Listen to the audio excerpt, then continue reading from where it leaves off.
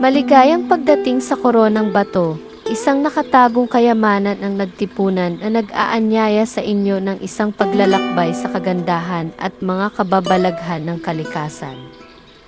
Sa ating pagpasok, isang tanawing daan ang sasalubong, na aakay sa inyo paakyat sa mga luntiang tanawin at mga kahanga-hangang lugar sa daan. Sa gitna ng ating paglalakbay, makikita ang nakakaaliw na treehouse, isang perpektong lugar para magpahinga at namnamin ang malawak na tanawin ng paligid. Ito ay nagsisilbing pintuan patungo sa mga likas na yaman na naghihintay sa hinaharap.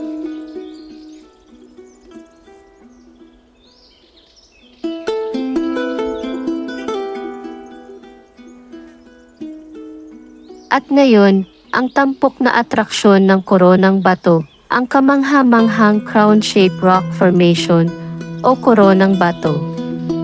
Ang likas na kagila-gilalas na ito ay talagang kahanga-hanga, na parang isang korona ng hari na inukit ng panahon. Ang mga mahilig sa pakikipagsapalaran ay maaaring umakyat sa mga hagdan patungo sa tuktok ng bato, kung saan naghihintay ang isang nakamamanghang tanawin. Ang Koronang Bato ay higit pa sa isang destinasyon. Ito ay isang karanasang kumukuha sa esensya ng likas na kagandahan ng nagtipunan, sa diwa ng pakikipagsapalaran at sa panawagang tuklasin.